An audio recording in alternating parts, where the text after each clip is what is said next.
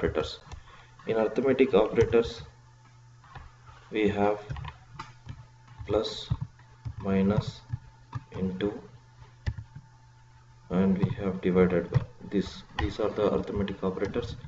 In comparison operators we have less than, greater than, less than or equal to, greater than or equal to, and we have not equal to. Okay, so in the same way we have between, not between, like, in operator. Okay, so these are the comparison operators. In logical operators we have and, or, not. So these are the operators we have. And first let's start with arithmetic operators. So we know what is the use of plus, minus, into, divided by. So those are the arithmetic operators.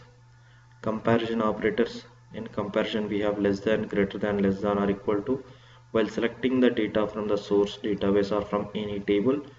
So if you want to select the specific rows like this, select star from this table where employee ID, employee temp ID, okay, greater than 20. So like this, here we have used one of the comparison operators. Okay, so greater than. So like this you can see the records were greater than 20, right? So like this, less than, greater than, less than or equal to, greater than or equal to, not equal to, you can use in your select statement or delete statement or an update statements. And also between, not between. So what is this between? We have these records in the source table. Now if I write a query, select star from this table where employee ID between 20 and 40. So this is the query to use between operator. So between and this number and operator and the end number. So we should have to write the query like this. So can you tell me how many records this query will return? Select star from this table where employee ID between 20 and 40. So now here we have the records 20, 30, 40 and 10, 50. So total 5 records are there. Now between operator we have used to display the records like this. Now tell me this query will return how many records? Any idea?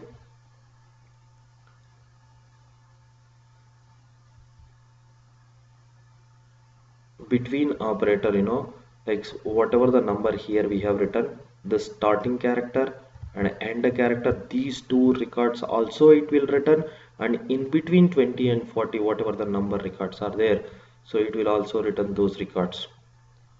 Okay, so 3 records. You can see here 3 records, 20 and 40, starting character and starting number and the end number, and in between the numbers also whatever the numbers are there, so it will, you can see those records also. This is between operator. So between operator, what number records it will return? Between, like in the query, whatever the values here we have written, starting value, end value, and in between the records also it will return that is between operator. Okay, so if I write not between, so let's say now here we have the query like this. So if I write not between, what is this not between? So not between. Now this query will return how many records? How many?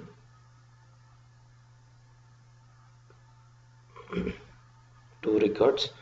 Okay, so we'll see what is those 2 records. You can see 10 and 50, right? So these 2 records you can see here, right? Between means here whatever the numbers here we have written, those records, and along with that in between the records whatever we have, that you can see here. So not between, other than these 2 and in between these numbers. Okay, so we have 10 and 50, that is between and not between. Next, So same, if I use in operator, employee id in 20 comma 40, in operator we have to use like this. Now in this table we have the records like this. Total 5 records are there. Now if I write in operator 20 comma 40, now how many records this query will return?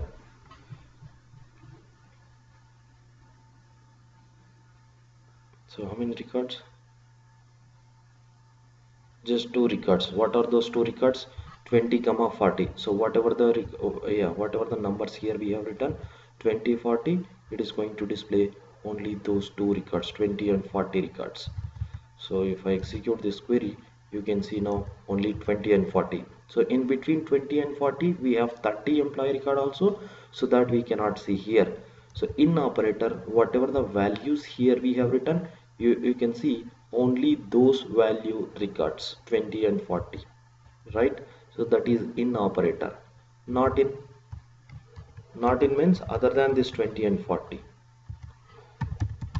So not in means other than this 20 and 40 records, you can see here 30 also we have. So 30 is there in between 20 and 40, but here in operator means, in means whatever the values here we have written, it is going to display only those records. Not in means other than these two. In between other than these two values also, if there are anything, so you can see those records also in your result.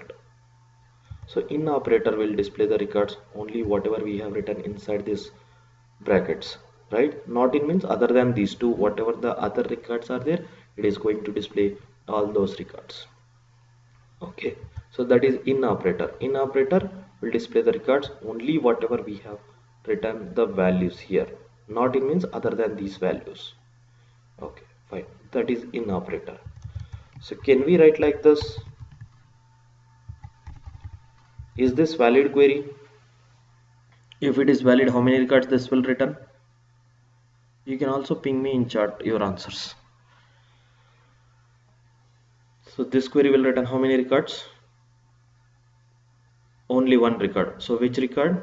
20 employee record, right? So this query will return only one record. The same query, can we write like this? Instead of in operator, is this valid now? This is also valid, right? So this query will return how many records? This is straight and forward. We can say this will return only one record where employee temp id is equals to 20, right? Okay, so this query also will return the same output, right? Now what is the difference between these two SQL queries? When we have to use in operator and when we have to use equal to operator, these two queries are returning the same output, right? So but in the above query we have used in operator, below query we have used equal to operator. So what is the use of using in and equal to operator when we have to use in operator and when we have to use equal to operator? Any idea?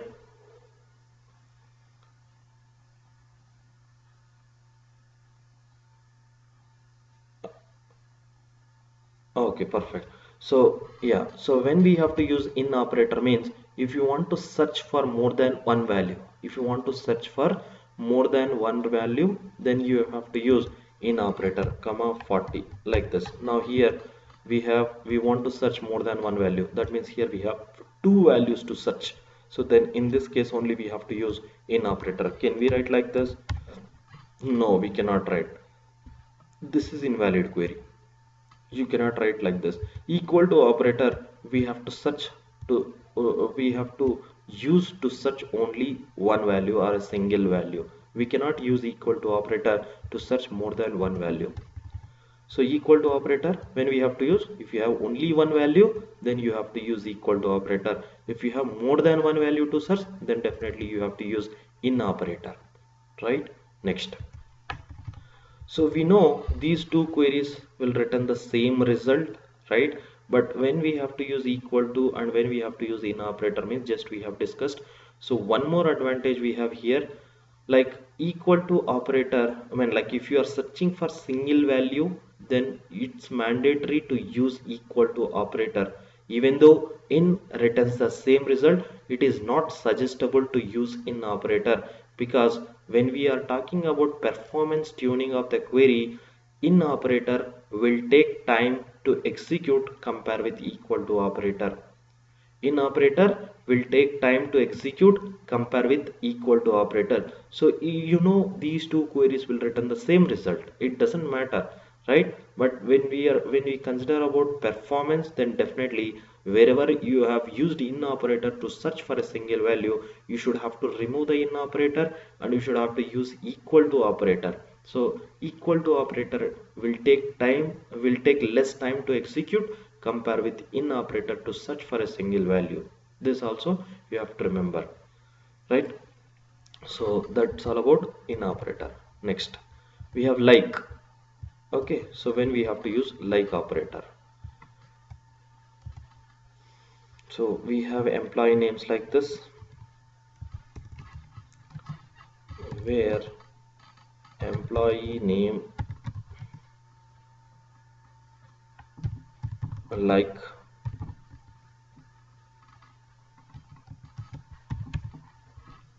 RAG. So in our table we have one of the employee name Raju. Okay, so now if I execute this query will return the records where employee name like Raju, right? Okay, so can we write like this in place of like equal to operator? This is also valid query, right? So this query also will return the result where employee name is Raju. Now these two queries also will return the same result, right? Like operator and equal to operator here to search for a specific string, so it returns the same result. Then when we have to use like operator and when we have to use equal to operator, so we know these two queries will return the same result, right? Okay, if you are searching for a specific string, if you know the complete name or complete string which you are searching for, then definitely you should have to use equal to operator. If you know this complete string whatever we are searching, if you know complete string to search, then we have to use equal to operator. Even though like will return the same result, we should not use like operator to search for a specific string. Okay, so like operator will take time compared to equal to operator. So if you are searching for a specific string, then definitely we should have to use equal to operator instead of like. Some developers will use like operator if they are not sure about performance tuning steps, then they will not consider all these things. So sometimes they will use in operator, sometimes they will write like operator to search for a specific string. Then even though it returns the same result, we should not use like operator to search for a specific string. If when we have to use like operator, if we are not sure, suppose let's say I know only first character of the employee name, I know only first character of the employee name, remaining characters I am not sure, so then you have to use query like this, select star from this table where employee name like or and percentage. So you should have to write like this. If you write like this, then what it is going to do, it will display the records where employee name starts with R. So like this, you can see now all the employee name starts with R, right? So like operator when we have to use, if we are not sure about complete string, if you know some of the characters are only one or two characters from the employee name or from any string, then only we have to use like operator. So if you know full string, full name you want to search, then you have to use equal to operator. Even though like returns the same result, it is suggestible to use equal to operator. Got it? And if you know about the last character, then you have to write like this, right? So this query will return the result whose name ends with A. So last character should A. So you can see only we have only one employee name whose name ends with A. What about middle? So if I write like this, now this is the actual. So here we have A, here we have A. In all the five names we have A, right? So now let's execute this query and see whether it will return all five or only four. So you can see all five, right? Okay, so in the first name we have Ali. So here A, we have a starting character, right? But before A you can also see there is one character space, right? So here we have one character. Do we have the space for before R here? No, but before A we have one character space. Okay, so after first character space, in second character position we have A. So that means in between of the characters, so in between of the characters we have A here. So that's reason you can see this record also, it has considered to display the name which is having in between A. Fine. Okay, next. So like this we have to use like operator. So like operator when we have to use, if we are not sure about complete string, then if you know some of the characters of the string, then you have to use like operator to search. Okay, that's it. Next. Okay, so next coming to logical operators, we have and or not. Okay, so we'll see how to use this and operator. So select star from this table where employee name Raju and employee ID is equals to 10. So this query tell me how many records this will return. We have total 5 records in the table. So I have written the query where employee name is equals to Raju and employee ID is equals to 10. So this query will return how many records? Any idea? What is AND operator?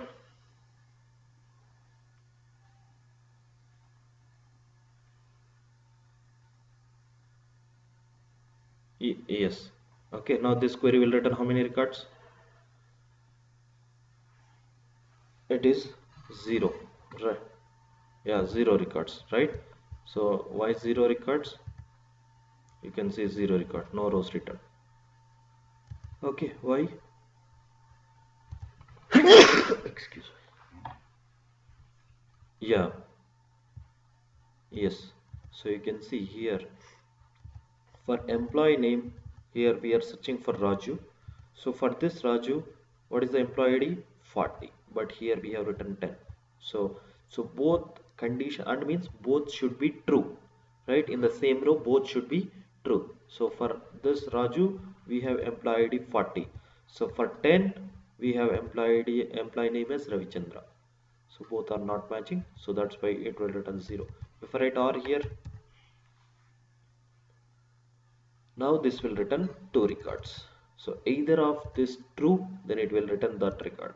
So it will search for employee name Raju, yes.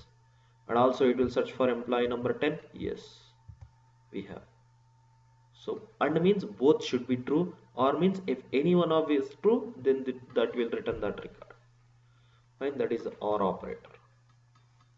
Okay, not we have used here. Not in, not between, like that you can use. Okay, so these are the some of the logical operators. Whatever the material I have shared, SQL material, right? So here you have more examples for that, so you can refer this material for more number of examples. Fine, so you have to practice all these things. So for informatica these are mandatory, right? So because in informatica we are also going to write these simple SQL queries to search specific records from the source table, right? So that's the reason you should have some basic knowledge of all these SQLs. Okay, so that's all about operators. Next coming to constraints. So we have constraints also in SQL. What is meant by constraint? Constraint is nothing but to restrict the column data we use constraints. What is meant by restriction of column data? Suppose we have employee table. So here we have employee number, employee name and some salary.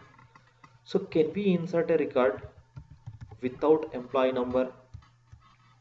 So if there is a employee in a company means, so that employee should have some employee ID. So can we insert a record into the employee table without employee ID? No, right? So that is not valid. Okay, so that is not. Yeah, Pratap, you can see my screen, right?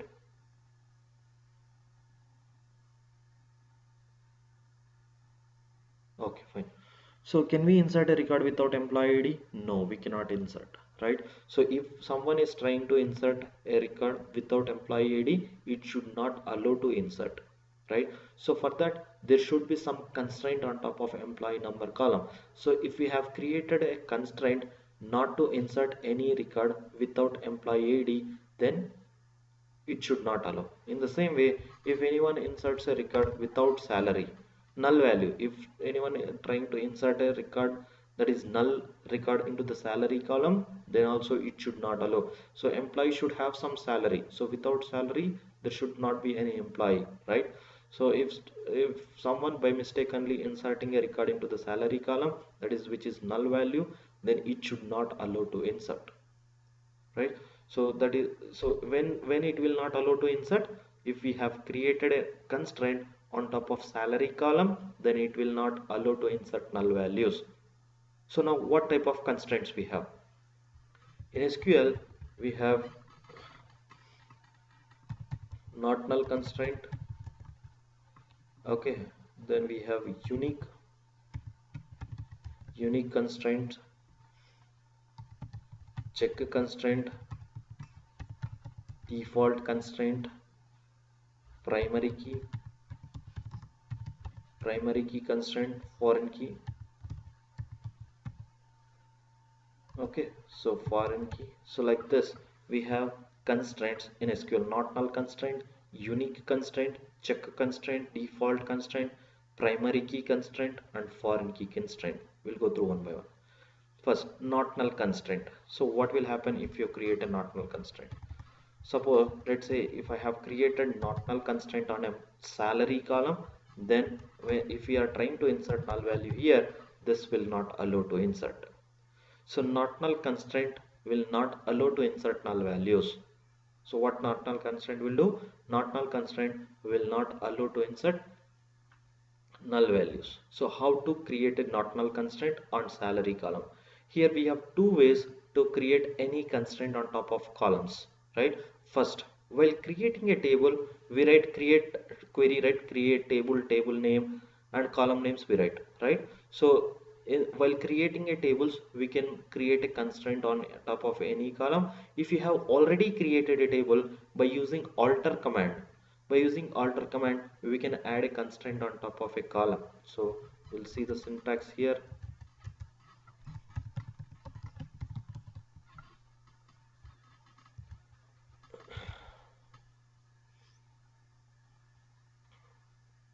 You can see here, while creating a table, create table student, this is the column name, and this is the data type, and this is the constraint, not null.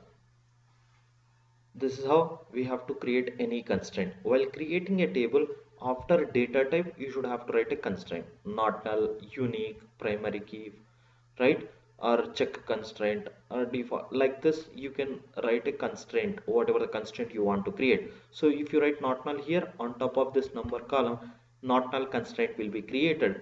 After varchar, here if you write not null constraint, so on top of this this name, a not null constraint will be created, right? So whatever the constraint you write after data type, on top of that column, that constraint will be created. Like this, you can create a constraint while creating a table. So if you want to create a unique constraint on top of employee number column, in place of not null, here you have to write unique constraint. So create table, table name, and the column names. Here we have to write data type. After data type, we have to write constraint, whatever the constraint we have to create. So here we have one more query. This is other way to create a constraint while creating a table. So to give any name to the constraint, so you can write like this: constraint nn is the constraint name. Okay, this is not required. You just follow this query to create the constraint. If you have already created a table, so you can see at alter level, so you can write you can create a constraint. If you have already created a table, alter table, table name, add. Okay, so add, what constraint you have to create? So if you want to create not null constraint, you can write not null column name. So like this, you can also create a constraint if you have already created a table. by using alter command we can add a constraint on top of that column. Okay, so that is not null constraint. What is not null constraint? Not null constraint will not allow to insert the null values. Fine. Next, coming to unique constraint. How to create unique constraint? The same way. While creating a table, after a data type you should have to write unique. Okay, suppose let's say if I have created unique constraint on top of this employee number column. So what is unique constraint? So we know unique means there should not be duplicate values. Suppose first record I have inserted employee number 1. So for the second record also, if I try to insert one more one, will it allow to insert? No. Right? Unique means there should be distinct values, no duplicate. Now 1 means these two are the duplicate values. This is duplicate value. So if I try to insert one more one, it should not allow to insert. Unique means distinct values should be there. Right? It will not allow to insert duplicate values. Okay, next, what about null? Can I insert null into unique constraint column? Can I insert null? Yes, we can insert null value into unique constraint column. Unique constraint will allow to insert null value, right? Okay. Can I insert one more null?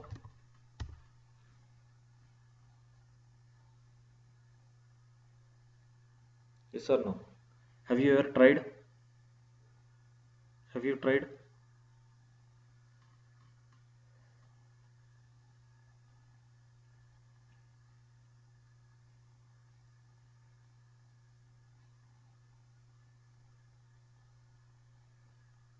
Exactly. Okay, yes, exactly. See, null, it will allow multiple inserts. So you can insert n number of null values, whereas these numbers you cannot insert, I mean, like multiple times. Whereas null will allow to insert multiple values. So you can insert multiple null values. Okay, so it will consider as a different number. Okay, it will not consider this as a duplicate value. Okay, whereas numbers you cannot insert, so you should have to insert distinct numbers like this. So you cannot insert one more 2 here because already we have 2, so this will not allow. So it is going to display error message, unique constraint violation. Okay, this you can try. Unique constraint will not allow to insert duplicate values, but it will allow to insert duplicate null values. Okay, that is unique constraint. So unique constraint means there should be distinct values, whereas null value, it will allow to insert multiple null values. Next, coming to check constraint. What is check constraint? Check constraint generally we create on low cardinality columns. What is meant by low cardinality? Suppose let's say we have gender column. So gender could be either M or F, right? It should be either M or F. So if you try to insert another character like S or T, it should not allow.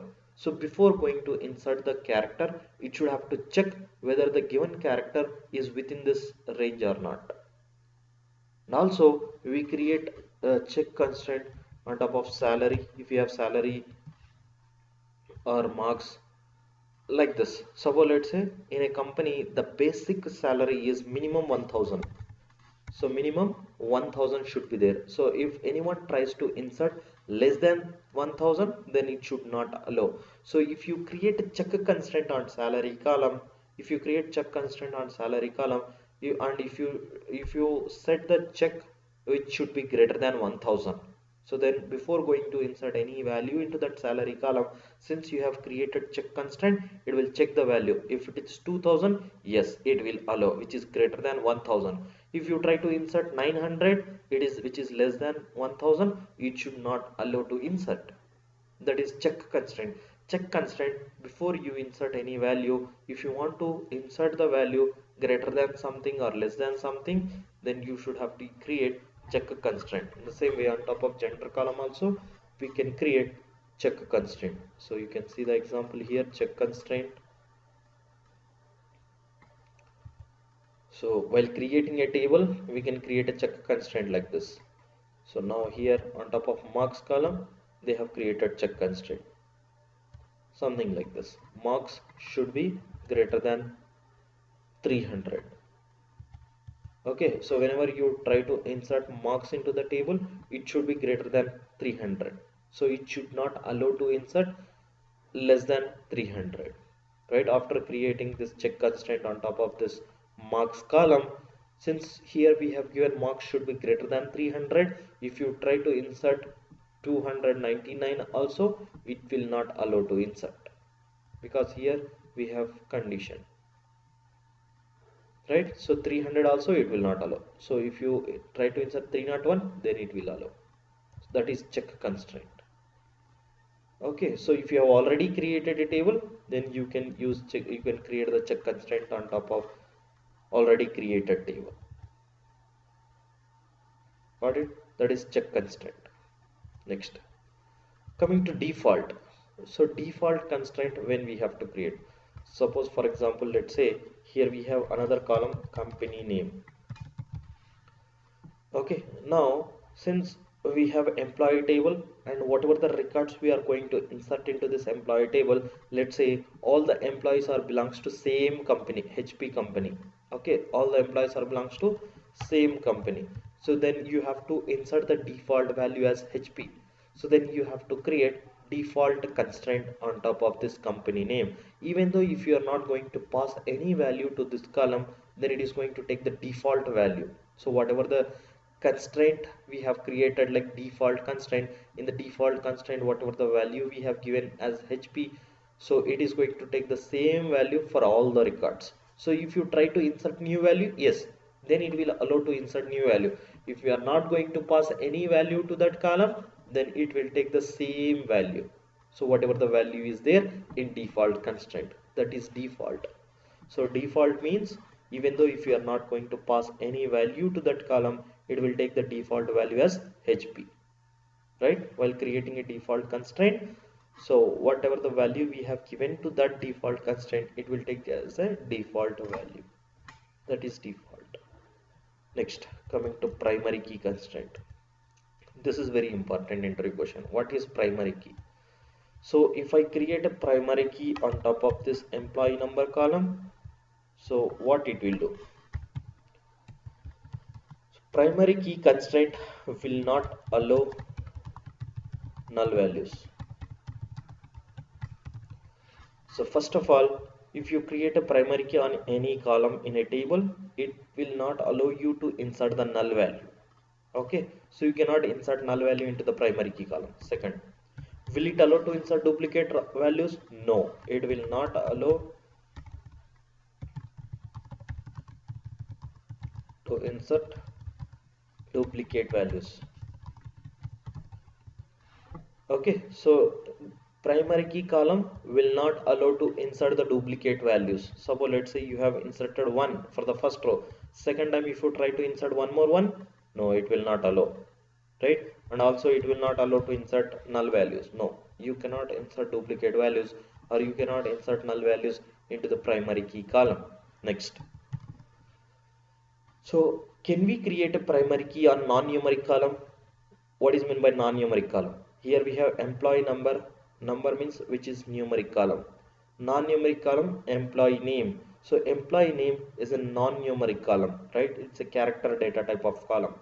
So can we create a primary key on non-numeric column in a table?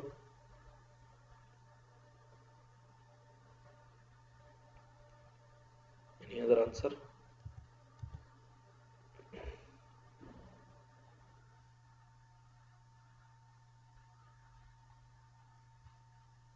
Can we create a primary key on non-numeric column?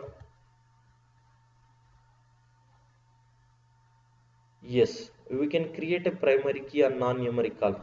Okay, so if you create a primary key on non-numeric column, that column will not allow to insert duplicate values, or it will not allow to insert null values, right? So if you try to insert distinct values into that column, yes, it will agree, it will accept to insert distinct values, right? So if you have created a primary key on non-numeric column, that column it will allow to insert distinct values.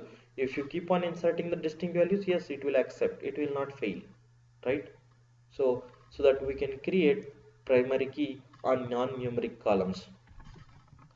So we can create primary key on either numeric or non-numeric columns. So we can create a primary key on either numeric or non-numeric columns also. But if you create a primary key on non-numeric column, it will not allow to insert duplicate values, or it will not allow to insert null values. So if you think that that column will have always distinct values, yes, you can create a primary key on top of non-numeric column, right? Next, can we have more than one primary key in a table? Suppose let's say we have employee table.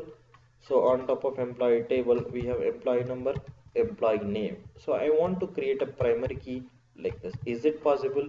Can we have multiple primary keys in a table? Is it suggestible to have multiple primary keys in a table? No, right? So we cannot create multiple primary keys in a table. So there should be only one primary key. You cannot create more than one primary key in a table. So there should be only one primary key. You can create either numeric column or non-numeric column, but there should be only one primary key allowed to create on top of a table. Okay, only one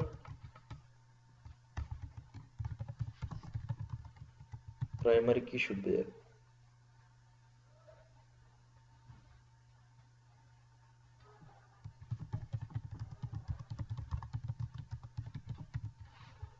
Okay, there should be only one primary key.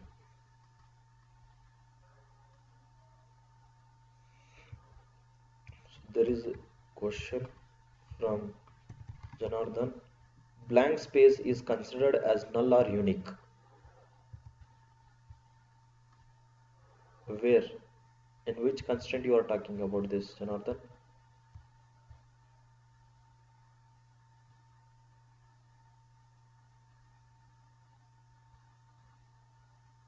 Yeah, blank space means it's null only, right? So when you are trying to insert any value, if you are not going to pass anything, it will consider that as a null value. Okay, so it's not unique, it's a null value. It will consider that as a null blank space.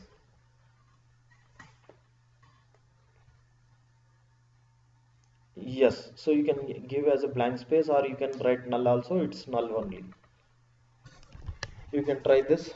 First you try to insert null value, and second time you insert with a blank value. Check whether what you can see there. Okay, fine. So this is primary key. So primary key will not allow to insert null values. It will not allow to insert duplicate values. We can create a primary key on either numeric or non-numeric columns, but there should be only one primary key in a table. Okay, so this is primary key. So whenever you create a primary key, so you should have to consider all these things, right? Next, coming to foreign key. What is meant by foreign key? So when we create a foreign key, basically foreign key, when we talk about foreign key, there should be a parent-child relationship. So only if you have parent-child relationship, then only foreign key will come. Okay, so what is that parent-child relationship?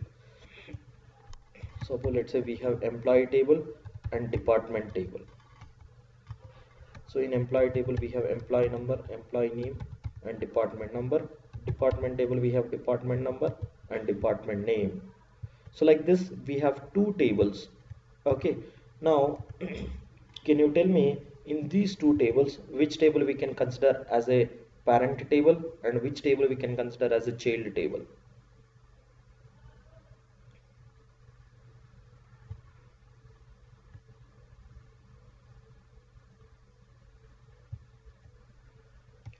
Okay, so if you consider employee table as a parent table, okay, so if you try to insert, I mean like while inserting the records, always first we have to insert into the parent table. Okay, so 1A and department number. What is the department number? This employee belongs to which department? Do we have any department number here in the department table currently? No, right? So if there is no department number, then what department number you are going to insert for this employee? We don't know, right? So that means first where the record should be there, in department or employee? In department. Suppose let's say if you have the department number like this, 10 HR, 20 accounts department, like this we have two departments. Only if we have departments, then only employees we can start hiring in under that department. Without department, how the employee will come in under that department? So if I write 30 here, is it valid? So we have only two departments, 10 and 20 department. If I write 30 here, is it going to be valid? This is not valid because we do not have 30 department. So if you want to insert 30 here, that 30 should be there first in the department table. If you have 30 department, then it should allow to insert 30 here. So without having that 30 in the department table, how we can insert into the employee table? So which is invalid. So that means first, while inserting the records, into which table we have to insert here, department or employee table? Department. So that means which one is the parent table here? We have to consider department as a parent table, employee as the child table. So without a department, there is no employee, right? So if like suppose let's say you are informatica developer in a company. So if company people started hiring informatica developers, means there should be some informatica team, there should be some informatica requirement, right? So once they have the informatica team or informatica requirement, then only they will hire you. So without having any informatica requirement or without having any informatica team, so into which team you are going to be hired? No, right? So that means first there should be a department. Once we have a department, we can start hiring, or there should be some employees under that department. So that means first, what is the parent table here? First department should be there. If there is a department, then automatically child will be there. Child means employees. So we can have the employees under that department. Like this, you have to think. Okay, so now we know that department is the parent table, employee is the child table. So if we have parent child relationship, always parent table should have primary key column. So always we have to consider parent table primary key column. So that means, so here on top of department number there should be a primary key, and whatever the primary key column is there in the parent table, if you have same column in the child table also, if you have same column in the child table also, this column we have to consider as a foreign key column. So child table foreign key column is the primary key in the parent table. Child table foreign key column is the primary key in the parent table, right? So whatever the primary key is there in the department table, that is in the parent table, if you have same column name department number, if you have same column in the child table, so then we can consider this column as a foreign key column. Okay, now let's say I have created foreign key constraint. While creating a foreign key constraint, we should have to give the reference table, that is parent table. In what is the parent table which this foreign key has to refer? Department is the parent table, and in the department table, what is the column name to refer the foreign key value? So then here we have to give the department number as the foreign key column to refer.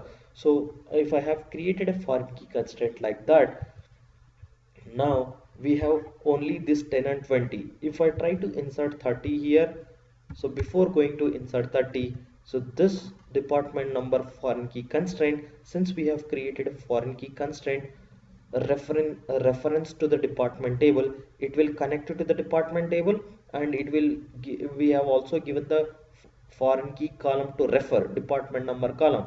So it will connect to the parent table department number column. It will check in the department number column whether this 30 exists or not. Do we have 30 here? 30 does not exist. Okay, since the 30 does not exist, now it is going to display error message saying that foreign key constraint violation. Okay, key doesn't found.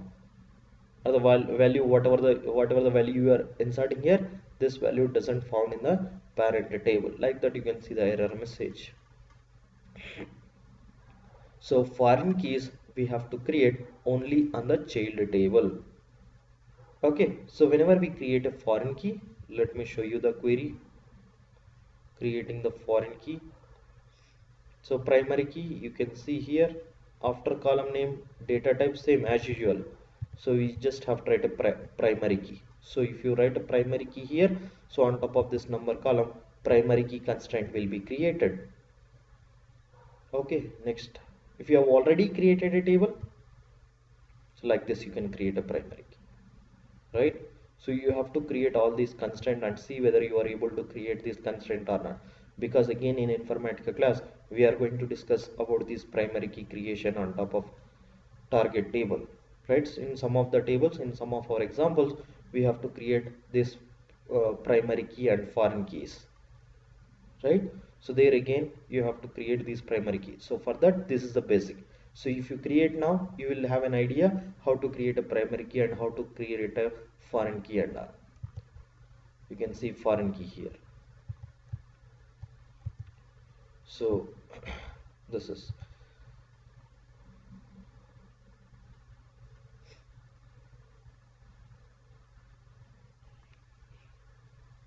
so the employee is the child table, right? So in child table we create foreign key. So while creating a child table, so we have employee number, employee name and department number. So in child table, department number column we have to create a foreign key. So department number, data type, after data type you should have to write like this, foreign key, right? On which column? This department number column, right? Here we have comma. So foreign key on top of this column, department number column, references us to parent table. What is the parent table? In the same schema, it will search for this table, parent table. This is the parent table, department table is the parent table, and in which department, in the department table, which column it should have to refer? Department number column, right? So now if you execute this query, foreign key will be created on top of this, that is employee table, department number column.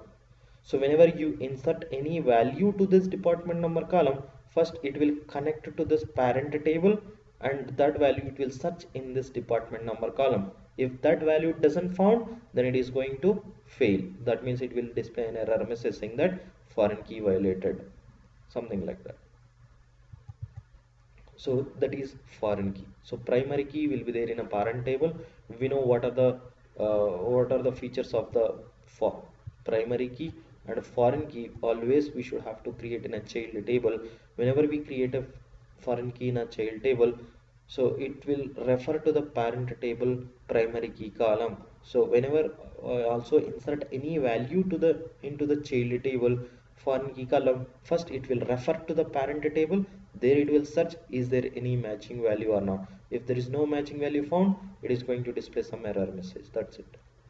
It will not allow to insert. So this 30 is invalid now. This will not allow because we do not have 30 here. If there is no foreign key constraint created, so let's say in child table I have not created foreign key, but I have primary key here, but there is no foreign key. If there is no foreign key, it is not going to refer anything. If you insert 30 or 300 also, yes, it will allow to insert because there is no foreign key, right? So generally in real time this should not happen, right? So if there is no value in the master table, that is in the parent table, here it should not allow. So then definitely foreign key should be. So in real time, it is not informatica developers responsibility to create all these constraints and to create the tables, right? We are informatica developers. Then who will create? It's DBA, database administrator's responsibility to create the tables and to create the constraints and all. So we are not going to take care. So we just create the informatica mappings to load the data from one database to another database. So already databases tables will be there, okay, created by the DBA. We just have to refer those tables and create the mappings to load the data from one table to another table.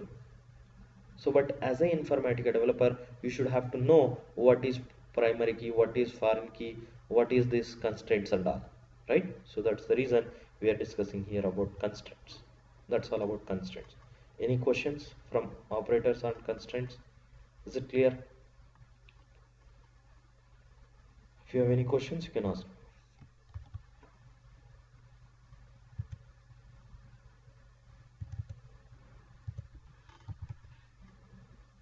Clear? Fine. Next, some important queries.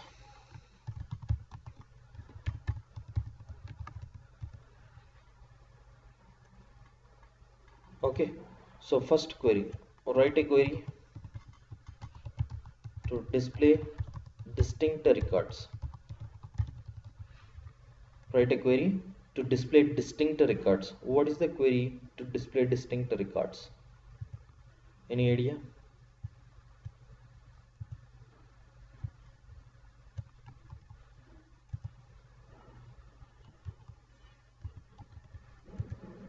Okay, so let me insert some duplicate records into this table.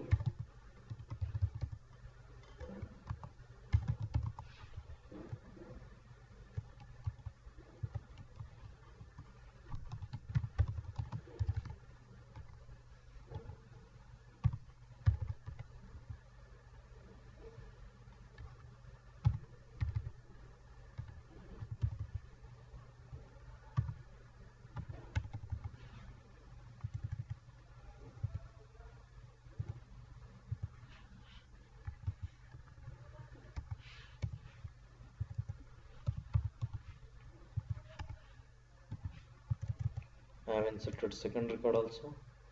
Okay, so do not forget to execute a commit after insert, update or delete. This we have discussed in the first class.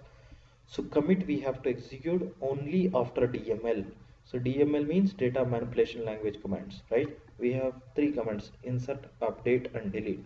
So after executing this insert, update, delete, so you can write commit and only you can execute this command here, or here you have a button, right? Commit button, you just click on that button so you can see the status here, commit executed. Okay, commit is for to save the data permanently. So now here we have duplicate records, so 1A HYD 1000, here also we have 1A HYD 1000, 2B BLR 2000, here also we have 2B BLR 2000, right? So we want to select the distinct records. So what is the query to select the distinct records? So we can write a query like this, right? Select distinct, so we can use distinct keyword and the column names, employee ID, right? Select a distinct employee ID, employee name, okay, employee address, comma salary. So now this distinct keyword will display the distinct records. You can see we have only distinct records, there are no duplicate records now, right? So we have total 5 records in the table, and from the 5 records we have only these 3 distinct records. So distinct records we can display by writing the distinct keyword. Is there any other query which is to display the distinct records? Any idea? Not unique. Is there any other query? Is there any other way we can display the distinct records?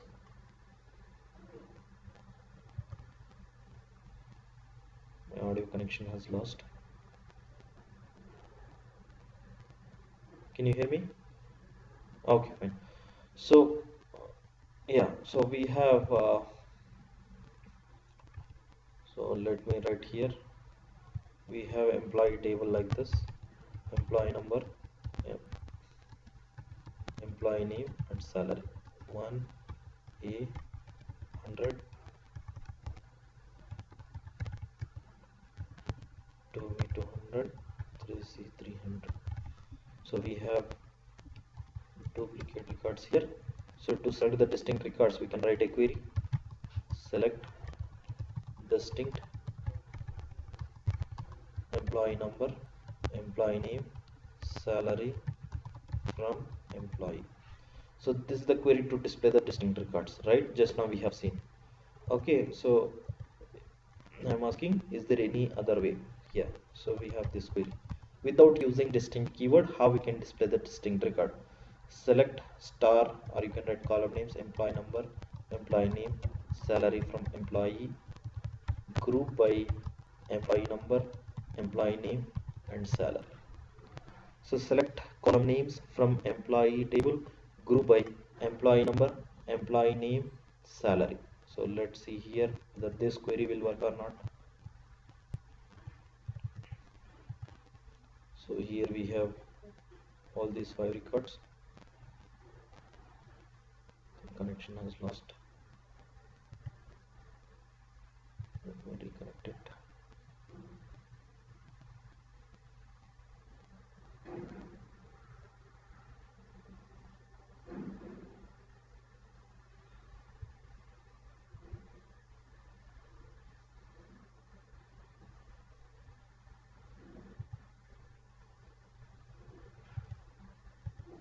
Give me 1 second. I'll share it again.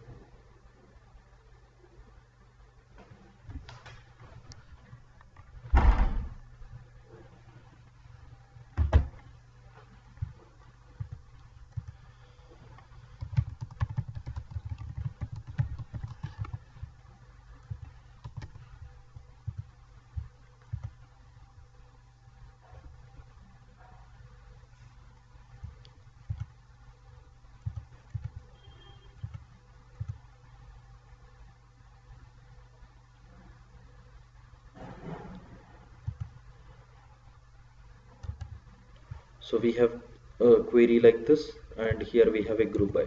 So if you execute group by SQL query, so what it will do, as soon as you execute group by statement, it will create a temporary table in the temporary memory called group.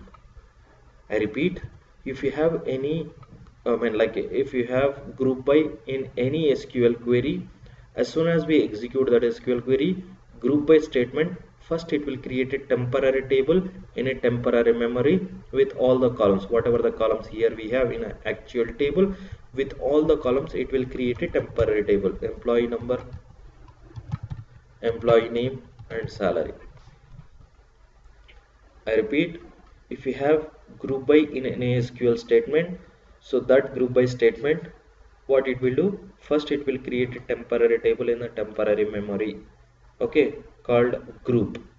Okay, so employee number, employee name, salary, like this it has created a temporary table. After creating a temporary table, so first what it will do, group by statement, it will select the first record 1A100. So 1A100 it will select, and it will insert 1A100 here in a group. Okay, inserted. Next, group by statement, it will select the second record 2B200, 2B200, it will try to insert into the same group. So but this group will not allow to insert 2B200. Why?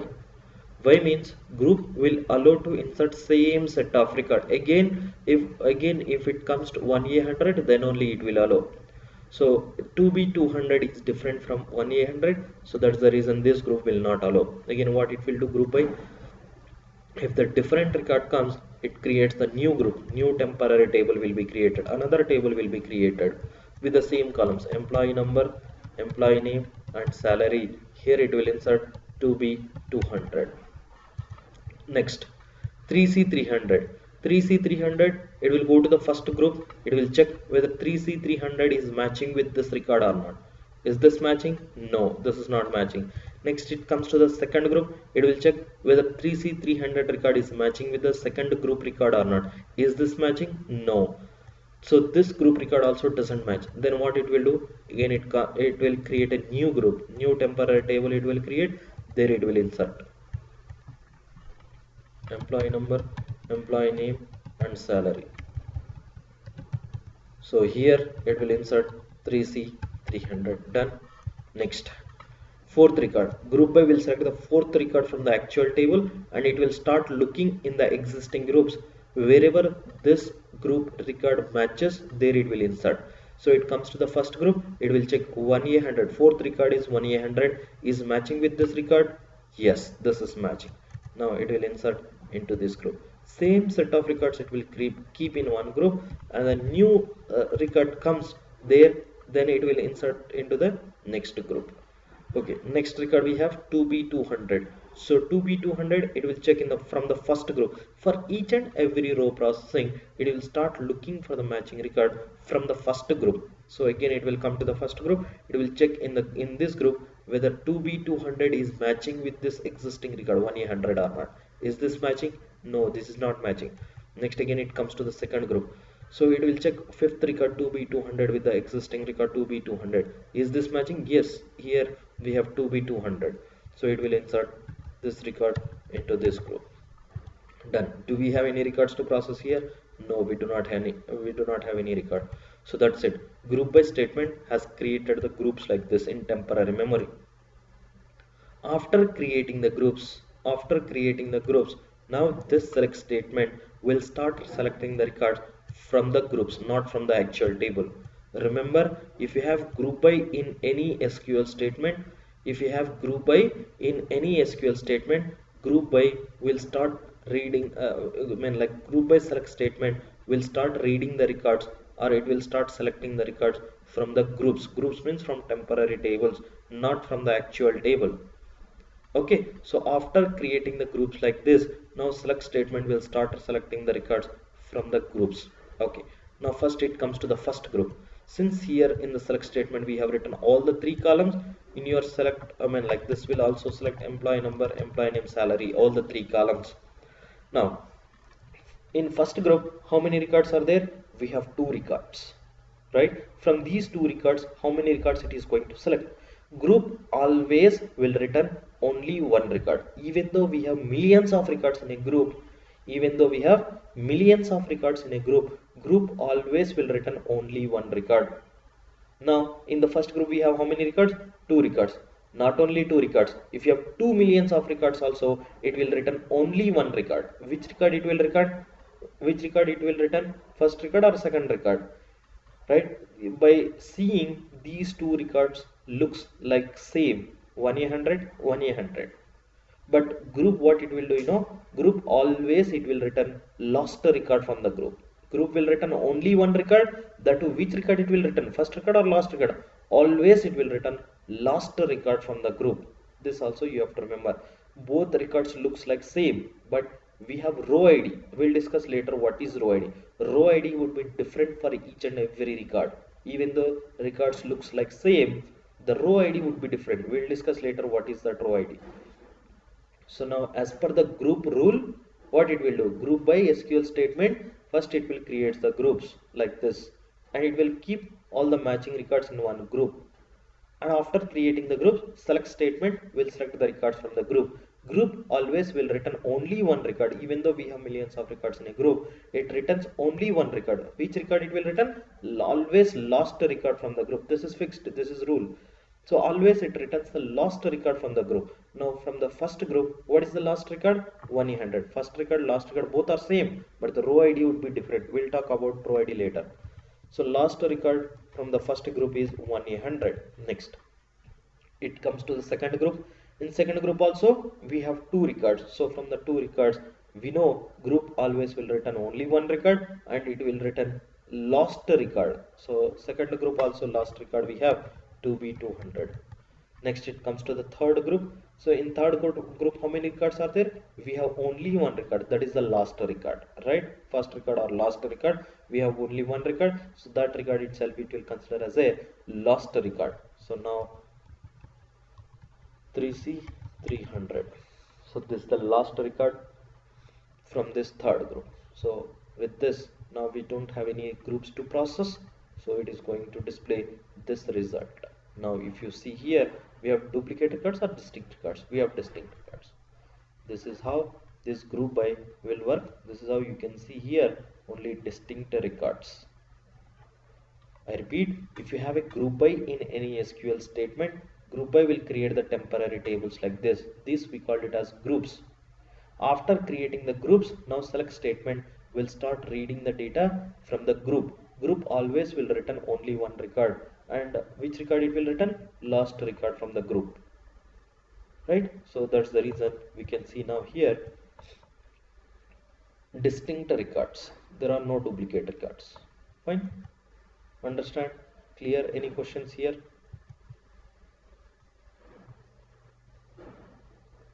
Next. Yeah.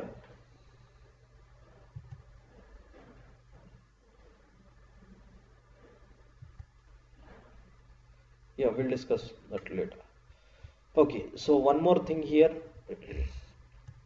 If I have the record like this, 2B 500. Okay, so we know first query, I mean like this group by query executed and we are seeing the distinct records. We have one more record like this, 2B 500. Now tell me this record in which group it is going to insert. We know we have 2B group. Is it going to insert into the second group or it will create a new group? Why not second group? Yes, Sharon.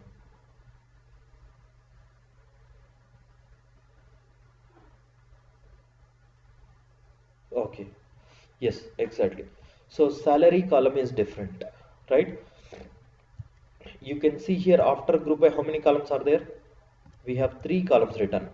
So after group by, if you have employee number, employee name, salary, then what it will do, since you have written employee number, first it will take the employee number. It will check here. Is this employee numbers are matching? Yes, employee numbers matching. Next, in a group by we have employee name. It will take the group employee name and it will check in the existing group employee name. Is this matching? Yes, this is matching. Next, since you have also written salary here, it will check salary here. It will take the salary, it will check whether this salary is matching or not. Is this matching? No, it's not matching.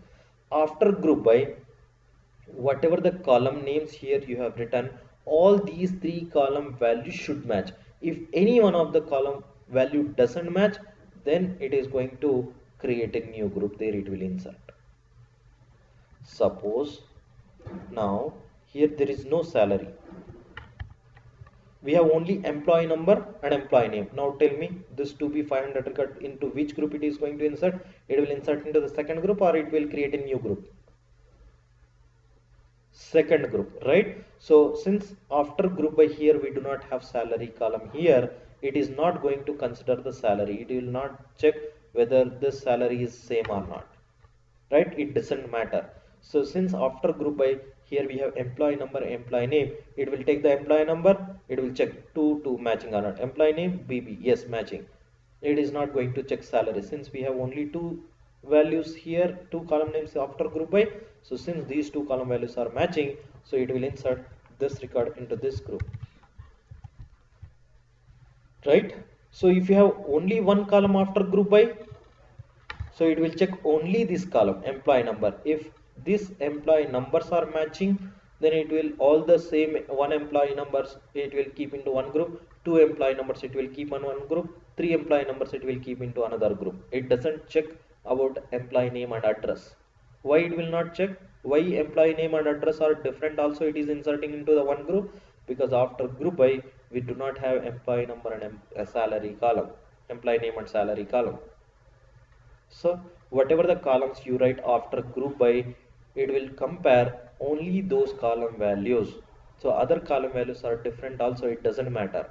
So whatever the columns we write after group by, in the first case we have written here all the three columns, employee number, name and salary, right? So that's the reason. So you can see in all the groups it is inserting the records, the same records, 1 1 matching, AA matching, 100 matching. So it is going to check all these three columns, employee name, employee number, name and salary. If all these three columns values matching, then only it is inserting, right? So if you have like this 2B 500, then since here we have written salary also after group by, so this second group salary is 200, but fifth sixth record salary is 500. This is not matching, so then it will create a new group. So if you do not have salary column in a group by, then even though this salary is different, it is not going to consider. So first, if employee number, name is matching, it will insert that record into the first group. Sorry, into the this 2B group. Got it? So based on after, yes,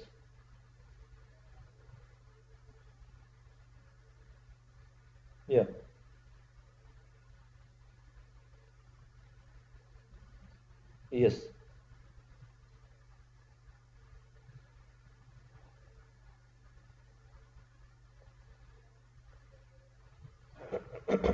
Can you please repeat again?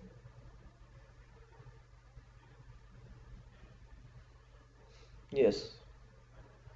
So here we do not have salary in group by, and now it is going to insert this record here. Okay. Now these two are the distinct records, right? So here no, we are not talking about distinct here. Based on our requirement, if we write two columns, what will happen? That I am explaining. For distinct, the first one you have to write all the column names. Yeah, for distinct, it's mandatory to write all the column names after group by. Okay, if the business says, if the as per the business, suppose let's say for distinct you consider only employee number and employee name. If salary also different, then doesn't matter. If business says to consider the duplicate records, consider only employee number and employee name, then after group by you have to write only employee number and employee name for distinct records. As per the requirement, you should have to write your query. Got it? That's it.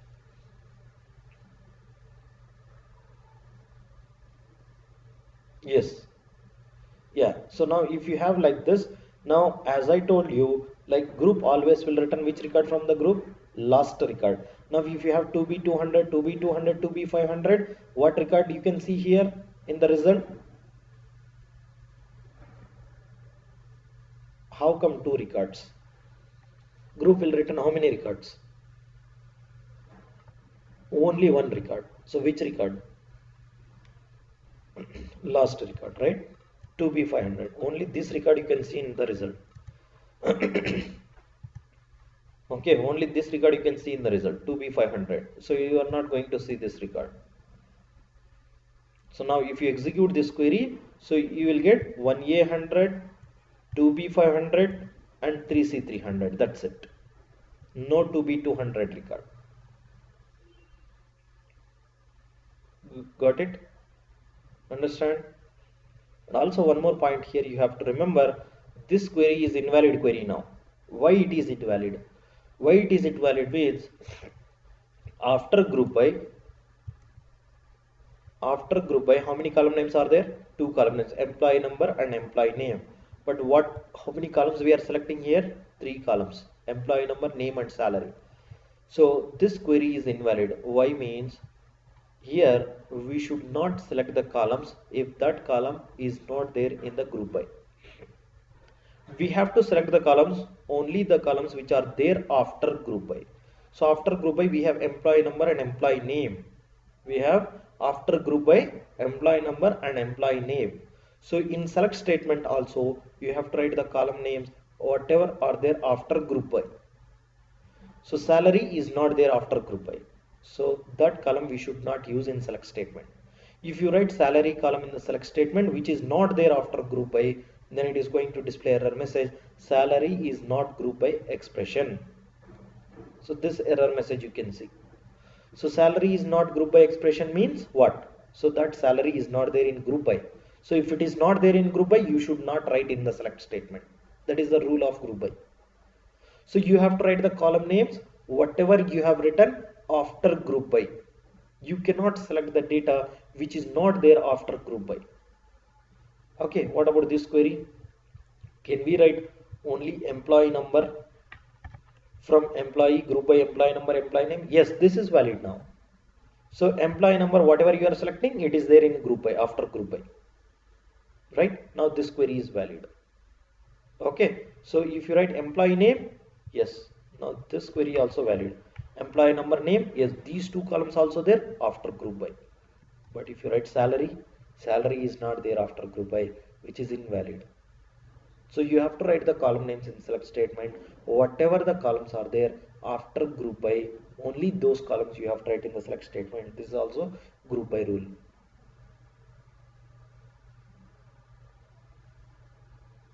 Got it? I repeat. Yes, Janardhan. Okay, right. Okay, so after group by, whatever the column names you write here, you have to write only those column names in select statement. So other than these columns, if you write here, then it is going to display error message. That column, salary column, is not group by expression. Means, so that column, whatever you are selecting, it is not there after group by. So we should not write like this. Okay, so this also you have to remember. Next, I want to display salary also. Here we have salary. In salary, one second.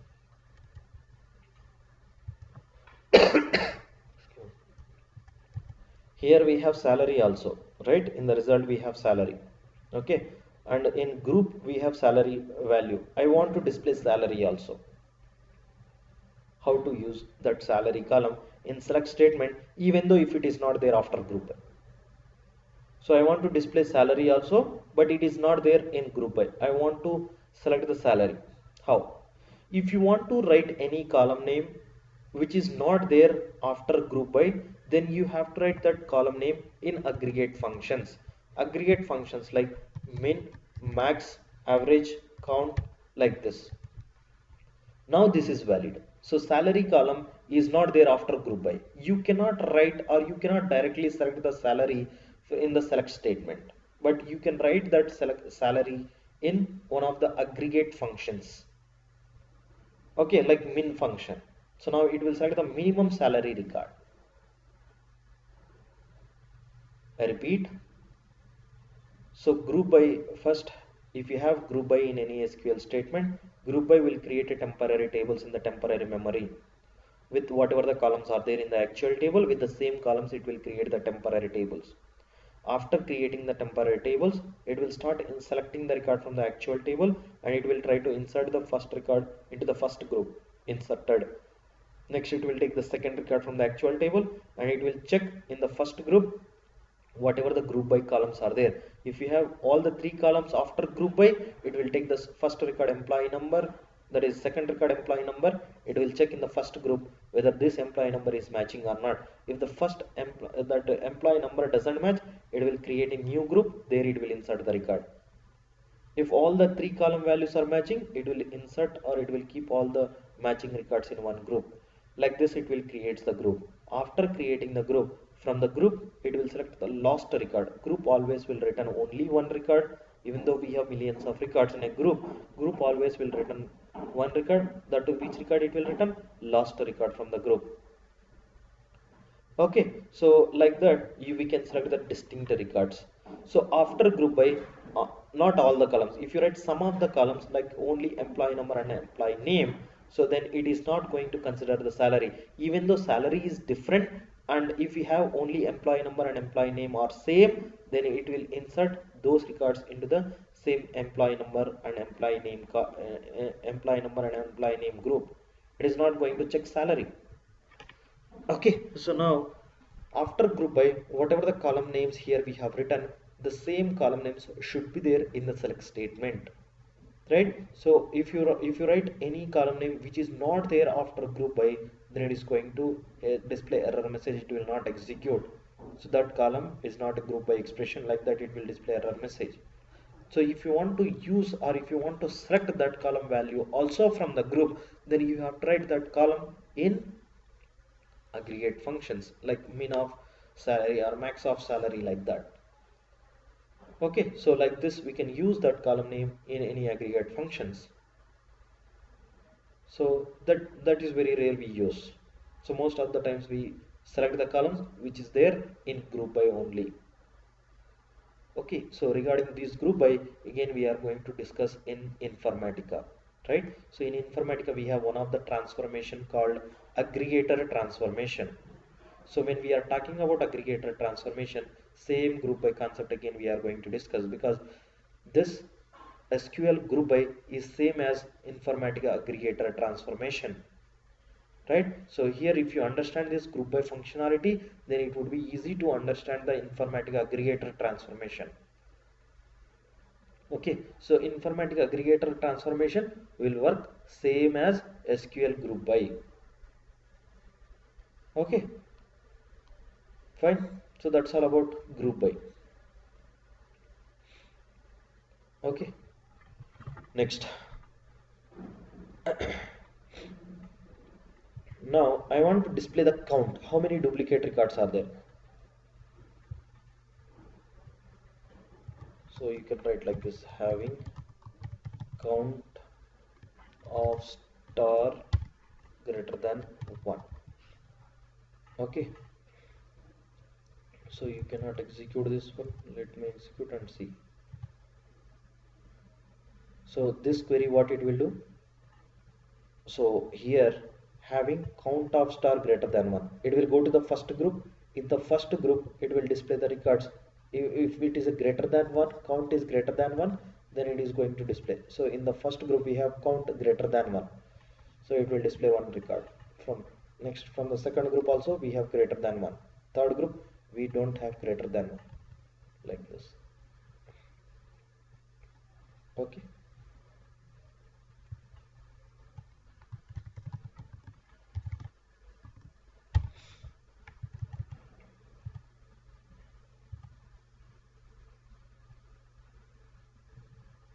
if you execute from here,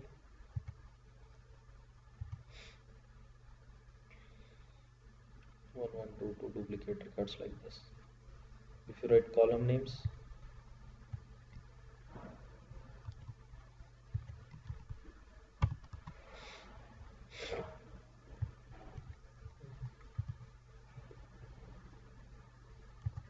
you can see here the count.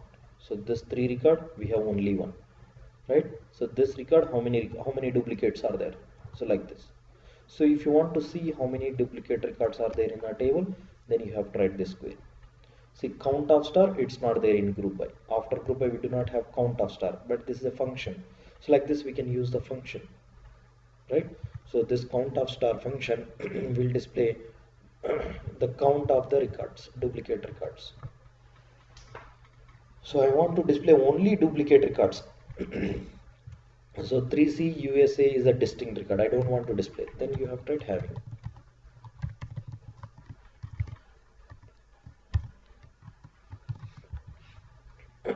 So greater than 1. So greater than 1, we have these 2 records, right? This is not.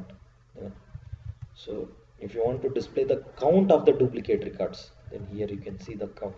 So this 1A and 1A HYD 1000, we have 2 records. This also we have 2 records. Okay. So this is another query, right? So you should have to note down all these queries and you have to practice. Excuse me. Okay.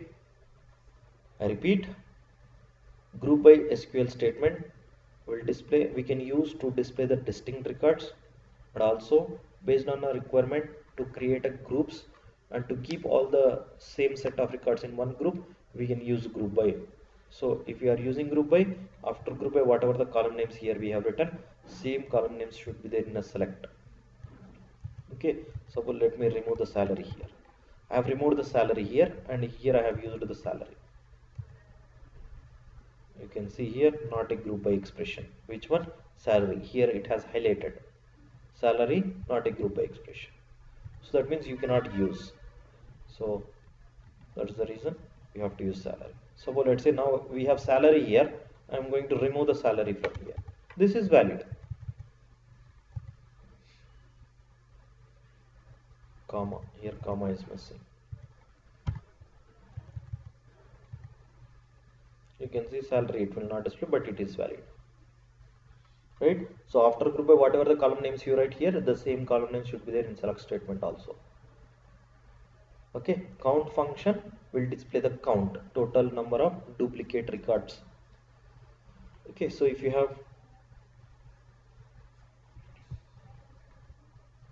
want to display the count of duplicate records, you can write like this.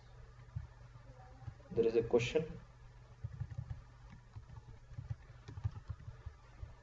Why are you using too many counts in that query? So where too many counts? 2 times. Okay, 2 times count. 2 times count. So here 1 time and here 1 time. You are talking about only this thing, Pratap?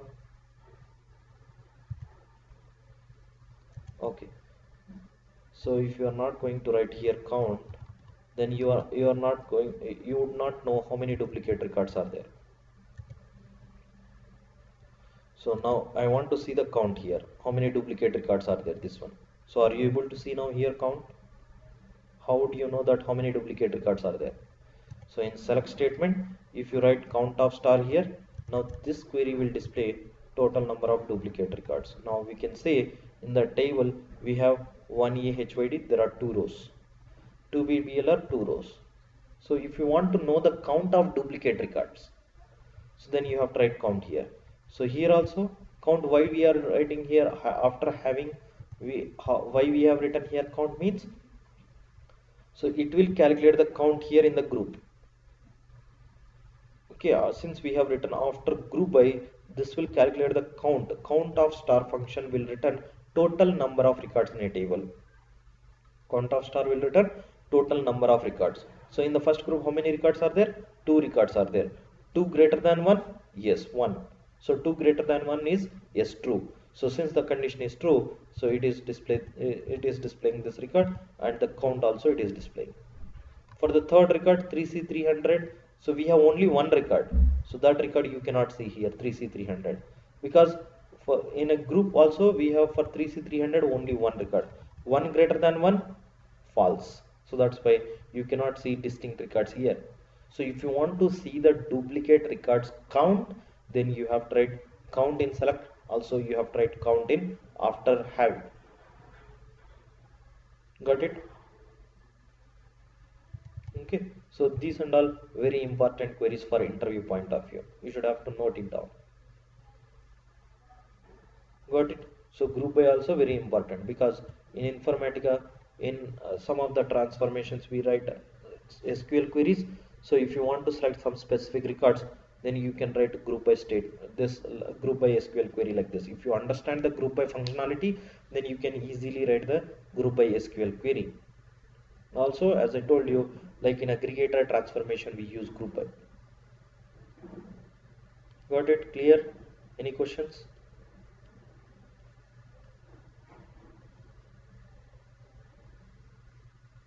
Yes. Yeah. Not last column. I didn't get you.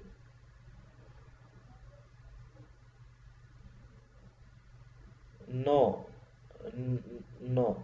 See, aggregator will discuss later in informatica class. For time being, aggregator also will work same as SQL group by, as whatever the records it is going to receive. If you have selected all the group by ports there, then it will create groups, and it will insert the distinct records in each group. From each group, it will select the last record. Okay, not all the records. It will select last record from the group. That's it. So that we will discuss later in informatica class. Fine. So now you understand about this group by, right? Any questions? Here.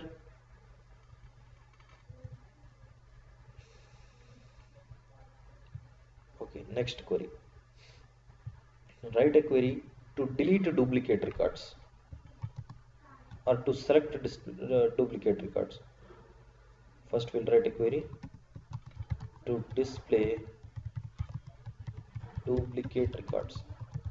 This is one of the important query for interview point of view, as well as while working in real time to check the duplicate records.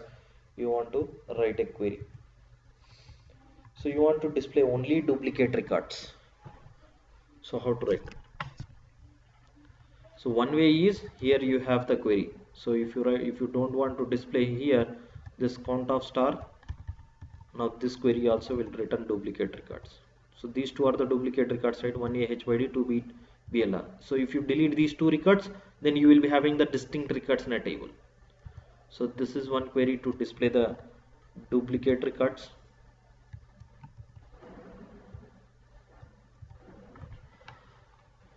Okay, so we can also write like this, without using this having count of star. I want to display duplicate records. Select employee number, employee name, salary from employee where row id not in, select max of row id, select max of row id from employee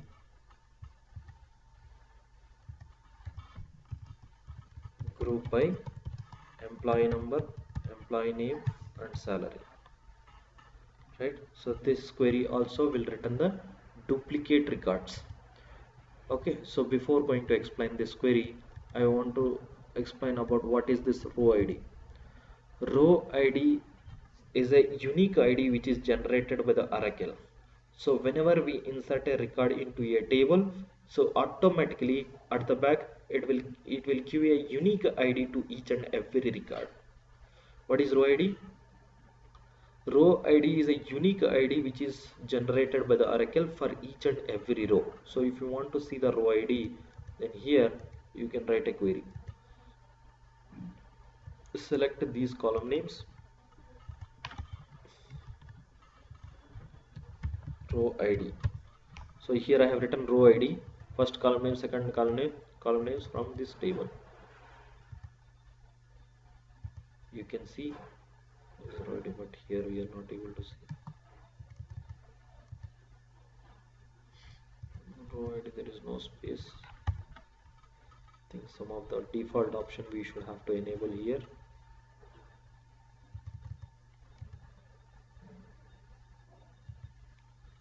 It is not displaying currently row id here.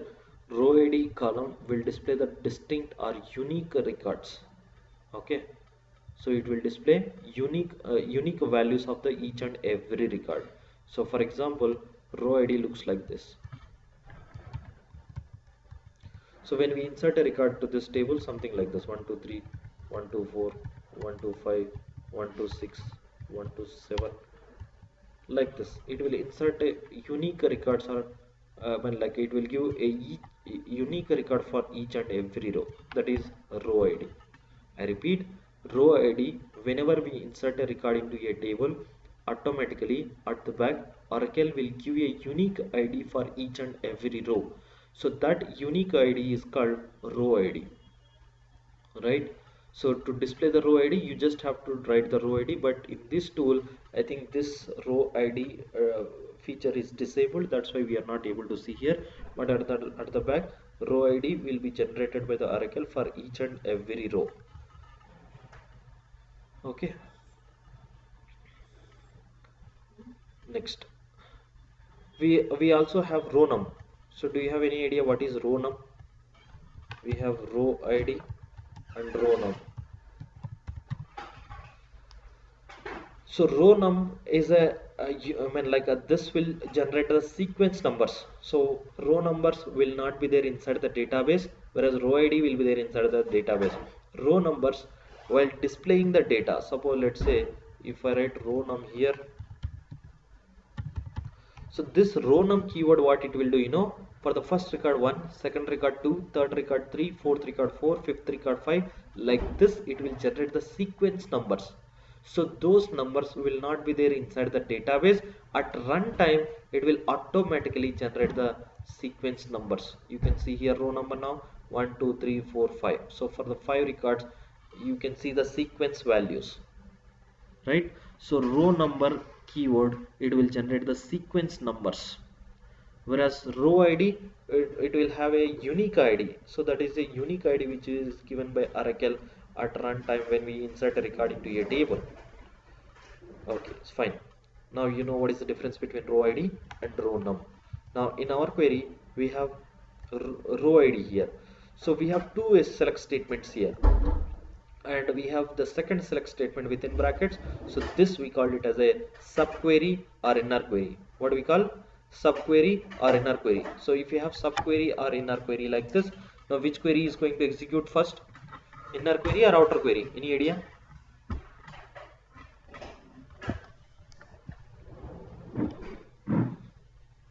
So always first, yeah, so subquery will execute first. If you have query within a query, always subquery is going to execute first. Okay, So whatever the records or whatever the result written by the subquery, that result it will send it to the outer query. So now first subquery subquery will execute. Select max of row ID from employee table. Okay, group by employee number, employee name and salary. So after group by, how many column names are there? We have three column names: employee number, employee name and salary. So you can see the same. So 1A 100, 2B 200, 3C 300, it will insert into the same group. It will insert into the same group. Okay, so any new record comes, it will insert into the new group. I mean, like, it will create a new group, there it will insert. Okay, and if the same set of record comes, so it will insert into the same group. Like this, it will create a group. So after creating the groups, now what is the row ID of this record? First 1A 100.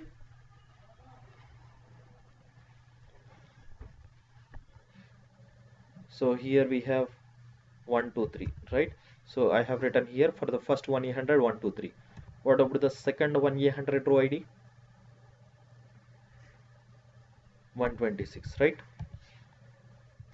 So here, what is the row ID of this record? 124. This record row ID 127. Next here, what is the row ID of this record? 125. Okay, so these are the row IDs. Okay, so now what we are doing here, so row ID is not there after group by. Row ID is not there after group by, but we have written that row ID in max function, right? So inside this function we can use the column names which are not there after group by also. Okay, next, max of row ID. So from this group, what is the max of row ID? 126. So from the first group, max of row ID is 126. Next, from the second group, max of row ID is 127. From the third group, max of row ID is 125. Right? So this is the output of inner query.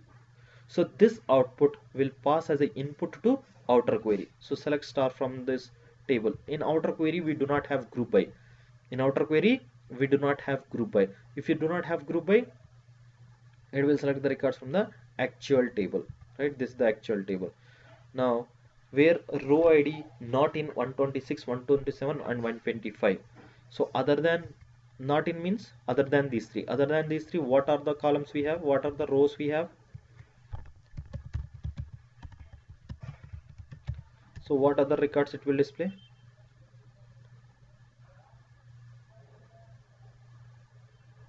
Other than these three, what other two records we have? 123, 124. First record, that is 1A 100, and the second record 2B 200. So these two are the duplicates. So duplicate means either you can consider last two or first two. So if you delete these first two also, you will be having 3, 1, 2. Those three are the last three are the distinct records. So you can delete first two or last two. So now you can see here we have duplicate records. So this query, first query also having count of star. Here also we have the same two records. So if you execute this query also, you will get the same two records, right? So these two queries we have to display the duplicate records. Distinct by using distinct or by writing group by. Duplicates, like this you can write. These two are the very important queries for interview. So they might ask to write a query to display the duplicate records or to delete the duplicate records. Now we have displayed the duplicate records. Now tell me the query to delete the duplicate records.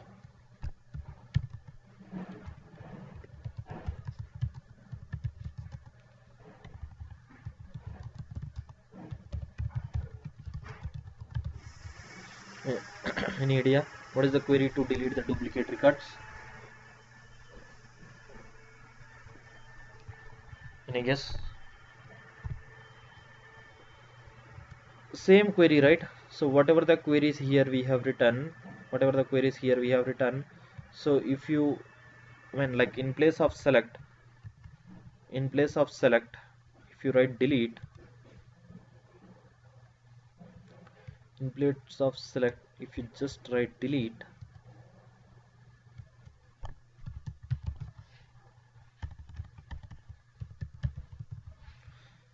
okay, so this query will delete the duplicate records, right? So display these two. So same query, in place of select, if you write delete, so what this query will do, this will delete these two records, 1A100, 2B200. So if it is going to delete these two records from this table, now you will be having the distinct records, right? The same query. So selected been like display duplicate records query we can use to delete the duplicate record. Just in place of select, you just have to write delete. That's it. Okay, clear?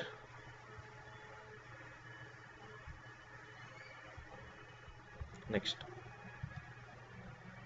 Next query. Write a query to create a copy of a table. Create copy of a table. So I have employee table here. Let's say we have a table like this. I have a table like this. I want to create a same copy of the table with a different table name. Employee 1. Like the same copy, whatever the columns and data is there in the first table, same copy. This we call it as a backup. What is the query? To create a backup of a table. Any idea? You understand? Exactly. Create table, table name, new table name as select. If you want to have all the columns in the backup of the table, select star from emp. That's it. So this is the query to create a copy or a backup of a table. So what is the query to create a copy or a backup of a table? Create table, new table name. So new table name is emp1 as select star from this table. So select star from this table means this is the table. This will return all the columns and rows. Next, create a copy of a table without a data. Copy of a table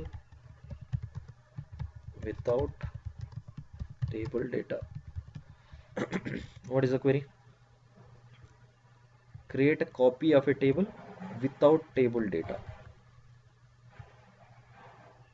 Same query here, you just have to write where 1 is equals to 2, some false condition. So this we call it as a false condition.